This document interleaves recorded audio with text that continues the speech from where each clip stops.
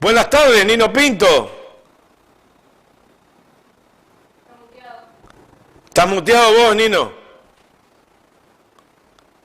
Ahora sí, ¿me Ahora escuchás sí. ahí? Ahora sí. Dame más Bueno, volumen, Florencia, a mí. Te ¿cómo escucho, te estamos? escucho.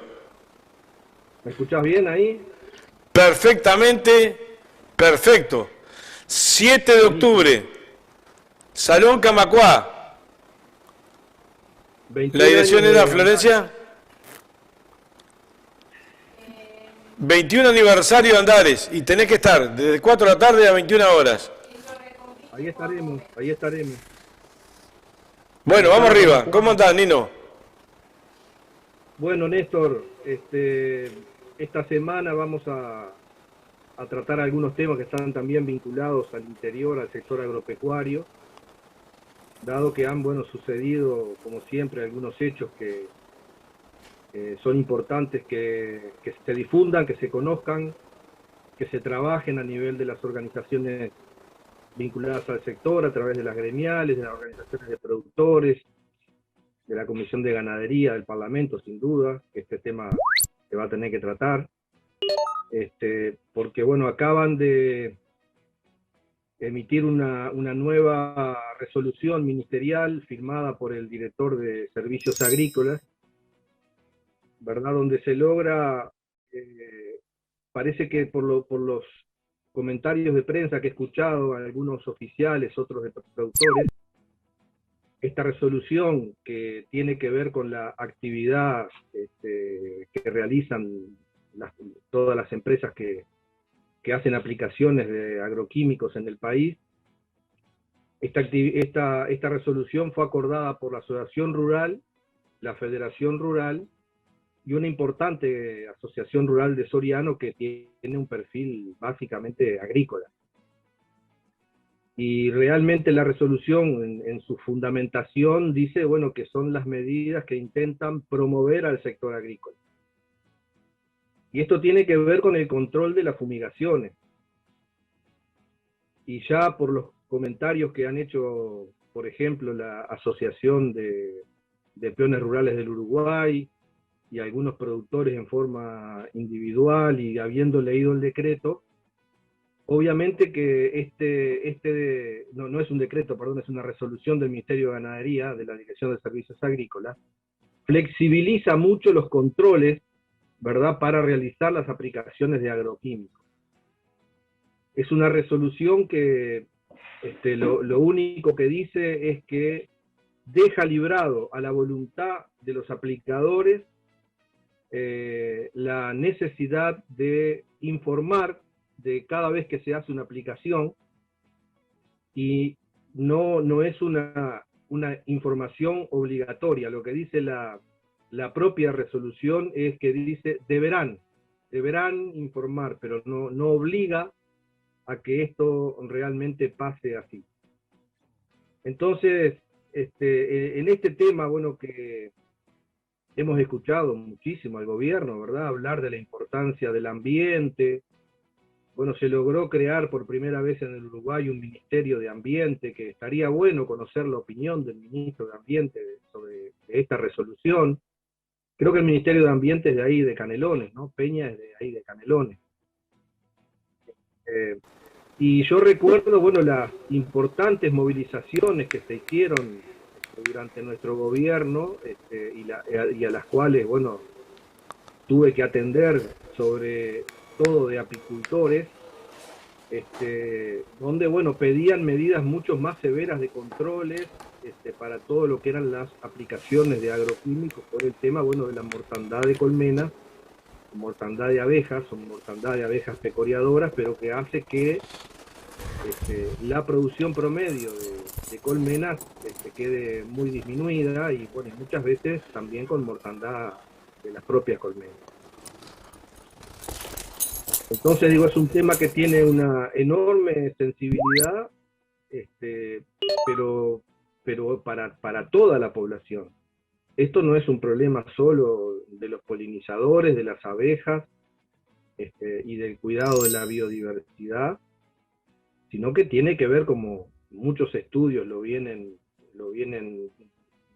diciendo con datos concluyentes, ¿no?, sobre el tema de la contaminación que puede llegar a ocurrir de los agroquímicos mal aplicados en cursos de agua, que luego se trasladan al agua potable, a los propios aplicadores cuando no están en condiciones de trabajar con un equipamiento acorde, ¿no?, a lo que realmente se necesita para cuidar la salud de las personas que trabajan con la aplicación de agroquímicos, el cuidado que hay que tener con las derivas, sobre todo en las aplicaciones aéreas que se hacen con aviones, de fumigar o aplicar agroquímicos en condiciones de que no haya viento para evitar la deriva y que esas aplicaciones lleguen a escuelas rurales, a centros poblados. Entonces, yo lo que sentí cuando estudié un poco el decreto, todavía me falta porque hace referencia a varios artículos anteriores, de varios años atrás, 2008, 2011, 2013. Todavía no he podido entrarle a esa parte, pero sí lo que sentimos es verdad que es un decreto que afloja la mano, ¿no? Yo recuerdo que la última medida que tomó el gobierno del Frente Amplio respecto a este tema, que había venido prohibiendo varios agroquímicos, empezó con el fipronil allá por el 2007-2008, a partir de un accidente grande que hubo ahí en Canelones, de mortandad de colmenas. La última medida que tomó fue la receta profesional, es decir, se había terminado la venta libre de agroquímicos, y solamente se podía comprar con una receta profesional, es decir, cuando había un profesional atrás que decía que ese producto se iba a aplicar de tal y cual manera y en tal o cual cultivo. Entonces lo que venimos viendo, y lo dice muy claro un comunicado que hizo la gremial de trabajadores rurales, ¿verdad?, es que hay un aflojamiento de las medidas.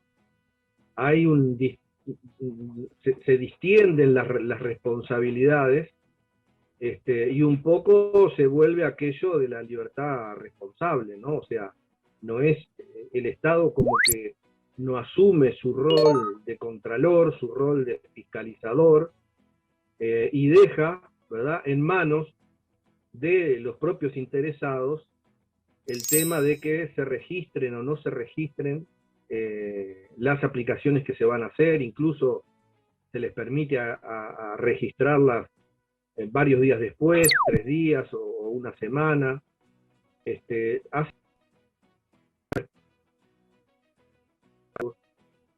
Y realmente, bueno, me parece que este decreto, esta resolución, perdón, ministerial, es una resolución que va a traer polvadera, ¿no? Va a traer polvadera porque hay muchísima gente preocupada por el tema del ambiente, hay muchísima gente preocupada por el tema de la salud. La producción agrícola, si no está bien controlada, puede generar realmente accidentes y problemas importantes a la salud humana, y requiere obviamente de un control, requiere de una fiscalización y requiere de alguien que, bueno, asuma la responsabilidad de controlar esta situación y no dejar en manos de los propios interesados la voluntad de inscribir o no inscribir, o inscribir un poco más tarde o un poco más temprano una aplicación que puede, bueno, puede volverse también a una situación otra vez de riesgo para determinadas actividades productivas, pero también para los entornos de los centros poblados rurales, para las escuelas rurales, para todos los lugares donde hay población rural trabajando en el campo. Y bueno, ese era un tema que quería traer porque he escuchado además en grupos de productores comentarios realmente muy duros contra esta resolución, que bueno, en lugar de seguir avanzando en un Estado que intenta mejorar los controles, mejorar la fiscalización y tomar medidas para que esto no se salga de su cauce, esta resolución va en sentido totalmente contrario.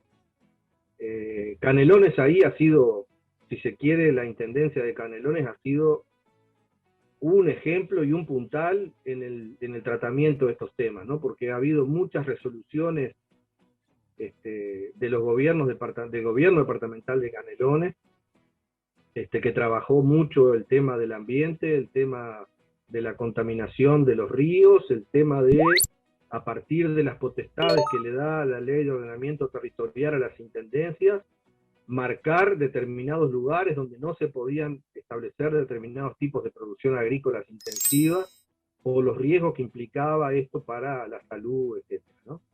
Entonces digo, hay toda una acumulación de conocimientos que se viene acumulando hace mucho tiempo y ahora como que paramos esa acumulación. Retrocedemos y lo que hacemos es flexibilizar, abrir la cancha, dejar en manos y sacarnos de encima como Estado la responsabilidad de atender en el control y la fiscalización de este tema, que todos sabemos que es un tema muy delicado por las afectaciones que puede traer a la población. El otro tema que traía Néstor era el tema del temporal. Bueno, sabés que acá en Paysandú tuvimos un temporal muy fuerte, que ha dejado, bueno, a miles de familias en condiciones muy precarias, otras muchas sin techo. Después vinieron 3 días de lluvia, la gente pasó realmente muy mal. Acá en mi barrio, bueno, yo estoy en las afueras de Paysandú, bueno, tuve la suerte de que apenas un par de árboles se apoyaron sobre unos techos, pero no tuve grandes daños, tuve 3, casi 4 días prácticamente sin energía eléctrica. Hoy está todo bastante normal acá en la zona, pero todavía hay sectores de la población que están sin energía eléctrica aquí en Paysandú. Y bueno, esa afectación trajo, bueno, muchos daños, galpones, silos, todo tipo de cosas. Y también afectó a la población, a productores rurales, ¿no? Sobre todo los que tenían invernáculos.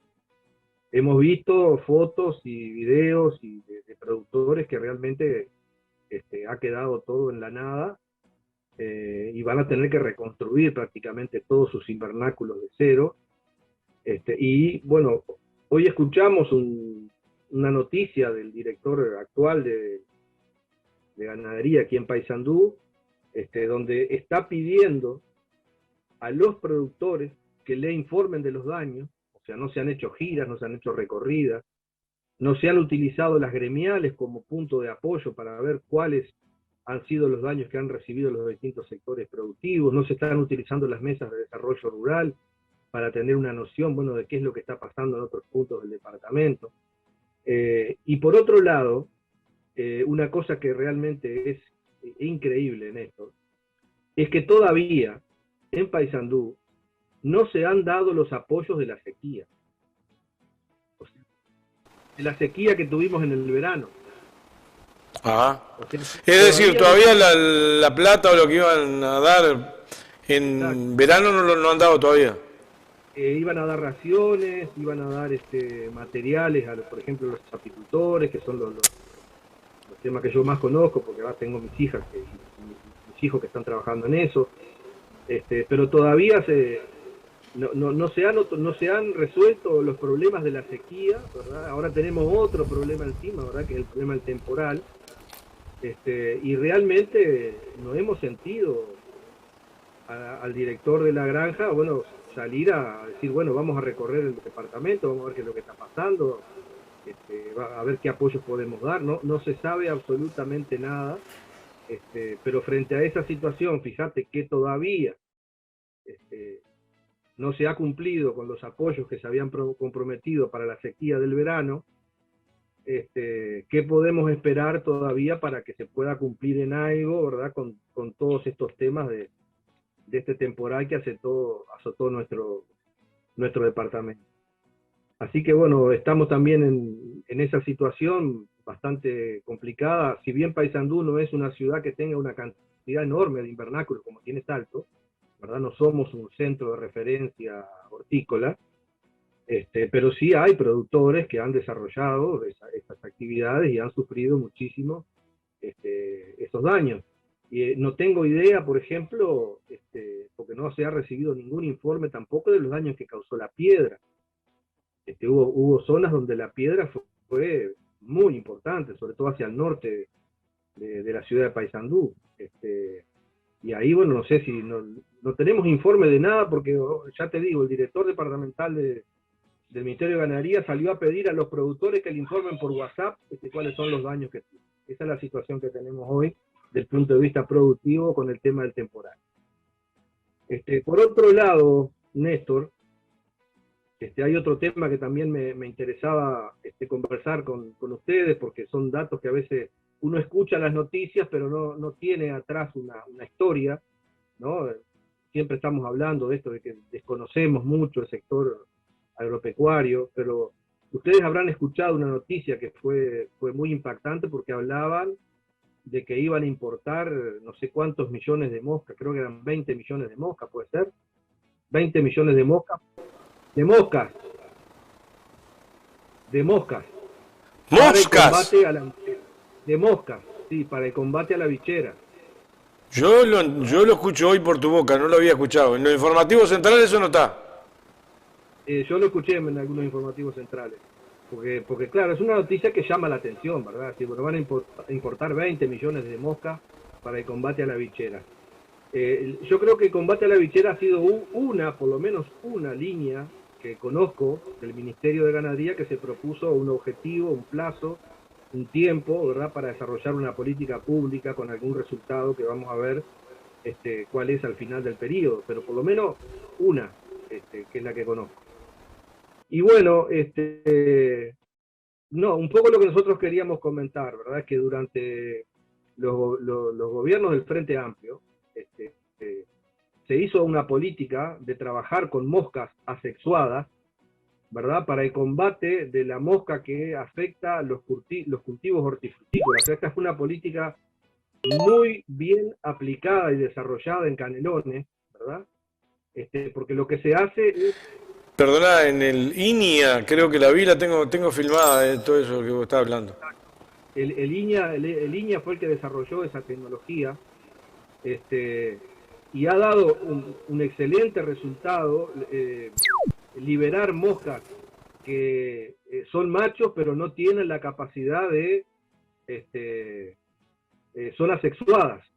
Entonces la mosca cree que está fertilizada, pero en realidad lo que tiene es un semen infértil.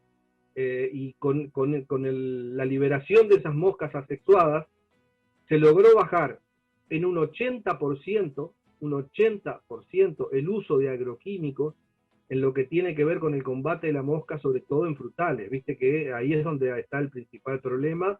En determinado momento que la mosca pone el huevo que queda dentro del durazno, de la ciruela, de la manzana, y después se empieza a podrir por dentro la fruta. Entonces, esta tecnología, digamos, de la importación de moscas asexuadas, nuestro gobierno ya estaba trabajando en esto, ya tenía un antecedente muy exitoso, ¿verdad?, que fue este tema, bueno, vinculado a la hortifruticultura y al control de la mosca a través, bueno, justamente de la liberación de moscas asexuadas para confundir a las moscas y evitar la proliferación. Esa era otra noticia que llega, bueno, y también es bueno comentarla, ¿no? O sea, y está vinculado con lo anterior. Fíjate, el decreto anterior que flexibiliza el uso de agroquímicos, que no va a exigir que se denuncien las aplicaciones, que va a quedar a la libertad responsable de cada uno de hacerlo o no hacerlo, pero con esto uno ve de que hay tecnología importante que se puede desarrollar y que realmente rinde frutos, y baja enormemente la aplicación de agroquímicos. Y bueno, creo que esas son las cosas, las ricas experiencias de las que tenemos que aprender y seguir desarrollando, si es que queremos realmente llegar a un país cada vez menos dependiente de insumos del exterior, con tecnologías propias, y ir teniendo una producción, bueno, cada vez más sustentable, más sana, más saludable para la población y en general. Y después, bueno, hay otro tema que está ahora en la rendición de cuentas, Néstor. Son dos temas que voy a mencionar. Uno, bueno, es el importantísimo recorte que tiene el fondo de la granja. O sea, le han recortado una parte muy importante al fondo de la granja, que apenas, según lo que me decía un productor de Salto que estuve hablando hoy de mañana con él, con Érico, apenas daría para seguir con la política de subsidios contra los temporales.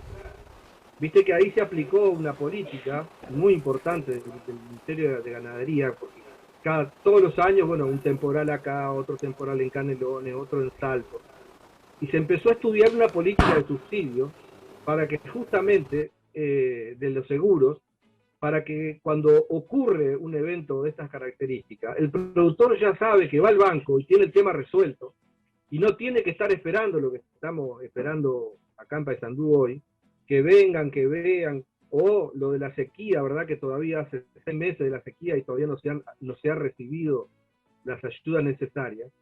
Y ese subsidio se aplicó sobre todo con un fuerte, ese seguro, perdón, se aplicó con un fuerte subsidio según el tamaño del productor. Y ese subsidio lo paga el fondo de la granja. Bueno, el recorte que ha sufrido el fondo de la granja daría para mantener la política de subsidio a grandes rasgos, pero quedaría la granja prácticamente sin ningún tipo de fondo para desarrollar cualquier otro tipo de política que quiera desarrollar, como lo venía haciendo durante muchísimos años.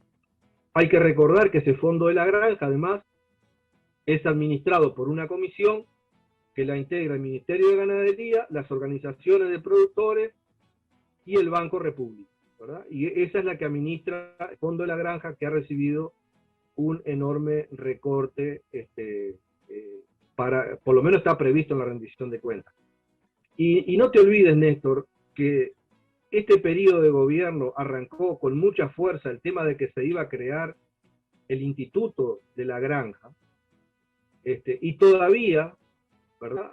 A mitad de periodo, todo ese proyecto que se incluyó en la LUC, todo de apuro, sin saber bien cómo se iba a instrumentar, sin darle recursos, sin saber bien cuál era la conexión que iba a tener el instituto con los distintos organismos públicos.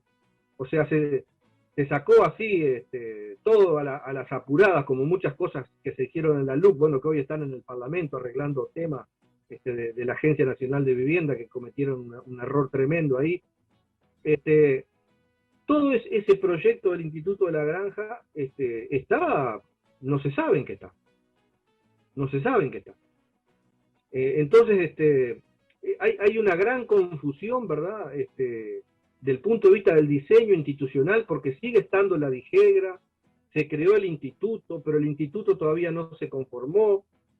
Los únicos fondos que tenía la DIGEGRA para funcionar fuertes eran los de la granja, ahora le sacan los fondos de la granja, no se sabe cuál va a ser el fondo con el cual va a funcionar el Instituto Nacional de la Granja, si van a ser fondos que se van a recaudar como otros institutos de determinados porcentajes de impuestos que andan por ahí, o cómo va a funcionar. Entonces, lo que hay a nivel de la hortifruticultura, ¿verdad? Es un caos institucional, de diseño institucional, que hoy los productores realmente están sumamente confundidos de cómo se va a continuar adelante todo este proceso, dado, bueno, las idas y venidas, las marchas y contramarchas, el financiamiento y desfinanciamiento que está teniendo este sector.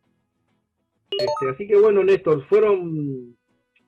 hoy ya estamos hay 28, varias noticias vinculadas al sector agropecuario, ¿verdad? Una que tiene que ver con porque lo tiraste allí, el tema de la LUC, y quiero recordar que cometió un pequeño error de que le puede costar al Estado unos 400 millones de dólares con la Agencia Nacional de Vivienda, el pedido de informe que hizo el Frente Amplio. Digo porque nombraste el apresuramiento de la LUC, que este fue otro apresuramiento no menor, para tenerlo en cuenta en el paquete. Las cosas que se hacen las corridas con plata de otro, porque al fin y al cabo, cuando se dice que paga el Estado, pagan los uruguayos. Sí, tuya. Claro, claro. Y hubo que de apuro, ¿verdad? De apuro solucionarlo en el Parlamento.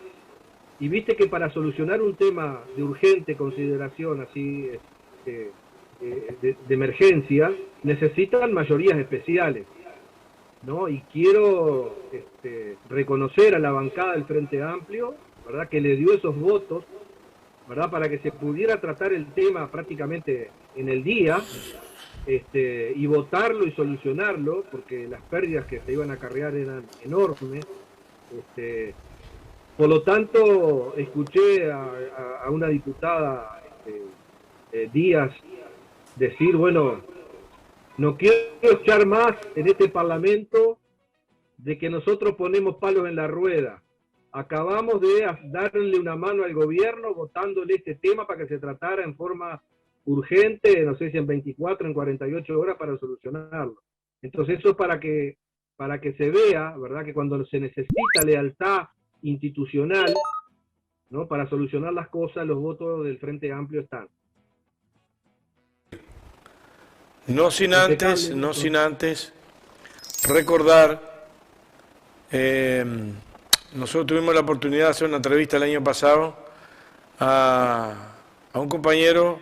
Yo no lo conocí en la entrevista, conocí al Chueco, a su papá, y murió Pablo Barrio, que era presidente de la departamental del Frente Amplio de Rocha, en el día de hoy, que era un compañero presidente de la departamental, creo que era socialista también, no lo recuerdo. Sí, era integrante del Partido Socialista, un hombre joven que muere no creo que de cáncer, acá la nota no lo dice, me gustaría si tener unas palabras ahí, ya nos vamos. Sí, sí, Pablo, la verdad que una excelente persona, humilde, un hombre muy, muy tranquilo. Andan unas palabras de Aníbal Pereira ahí diciendo, bueno, que él murió en paz y murió tranquilo. Pero estas son las cosas, ¿verdad?, que al Chueco también lo golpearon mucho, ¿verdad?, y lo llevaron también a él a fallecer, ¿verdad?, porque él sabía ya que él ya había enterrado una hija.